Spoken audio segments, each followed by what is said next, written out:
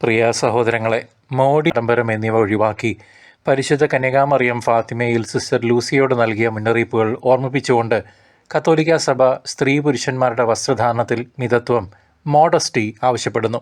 വസ്ത്രധാരണം വഴി ദൈവത്തെ വളരെയധികം ആളുകൾ നിന്ദിക്കുന്നുണ്ടെന്നും ചില വസ്ത്രധാരണ രീതികൾ നരകയാതനയിലേക്ക് നയിച്ചേക്കാമെന്നും പരിശുദ്ധ മറിയം ലൂസിയയ്ക്കുള്ള പ്രത്യക്ഷീകരണത്തിൽ വെളിപ്പെടുത്തി.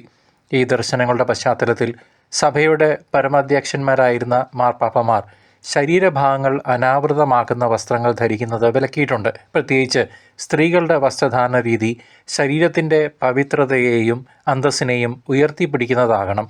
ഈ തത്വങ്ങൾ പുരുഷന്മാർക്കും ബാധകമാണ്. വസ്ത്രം ധരിക്കുന്നത് മറ്റുള്ളവരിൽ പാപചിന്ത ഉണർത്താനോ പ്രലോഭനം ഉണ്ടാക്കാനോ ആകരുത്. സഭ പഠിപ്പിക്കുന്നത് നമ്മുടെ ശരീരം പരിശുദ്ധാത്മാവിൻ്റെ ആലയമാണെന്നും അതിനെ മാന്യമായി സംരക്ഷിക്കേണ്ട ഉത്തരവാദിത്വം നമുക്കുണ്ട് എന്നുമാണ്. 1 കൊരിന്ത്യർ 6:19. അതിനാൽ ഏത് വസ്ത്രം തിരഞ്ഞെടുക്കുമ്പോഴും അത് ദൈവത്തിന് മഹത്വം നൽകുന്നതാണോ എന്ന് ചിന്തിക്കണം. ദൈവമല്ലേ വസ്ത്രം നമുക്ക് ലഭ്യമാക്കുന്നതും. പരിശുദ്ധിയുടെ കാവൽക്കാരായിരുന്ന വിശുദ്ധർ ഈ വിഷയത്തിൽ കർശനമായ നിലപാടാണ് സ്വീകരിച്ചിരുന്നത്. വിശുദ്ധ പാദ്രി പിയോ പിതാവ് തൻ്റെ കൺഫെഷൻ സ്വീകരിക്കുന്ന സ്ഥലത്തേക്ക് മാന്യമായ വസ്ത്രം ധരിക്കാതെ വരുന്ന സ്ത്രീകളെയും പുരുഷന്മാരെയും തിരിച്ചയച്ചിരുന്നു.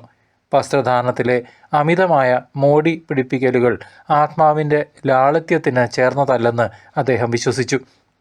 വിശുദ്ധ അൽഫോൺസ് ലിഗോറി, വിശുദ്ധ ഫ്രാൻസിസ് ഡെ സാലസ് തുടങ്ങിയ സഭാപിതാക്കന്മാർ കണ്ണുകളുടെ കാവൽ, കസ്റ്റഡി ഓഫ് ദി ഐസ് എന്ന സുഹൃത്തത്തെക്കുറിച്ച് ഊന്നി പറഞ്ഞു.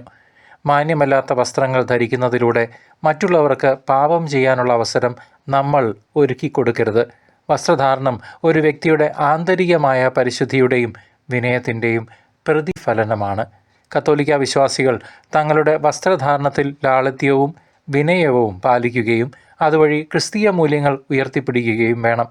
ഫാഷനുകൾ മാറി മറിയാമെങ്കിലും ദൈവഹിതത്തിനും സഭാ പ്രബോധനങ്ങൾക്കും അനുസൃതമായ ജീവിതശൈലി സ്വീകരിക്കുക എന്നതാണ് ഒരു ക്രിസ്തീയ വിശ്വാസിയുടെ കടമ.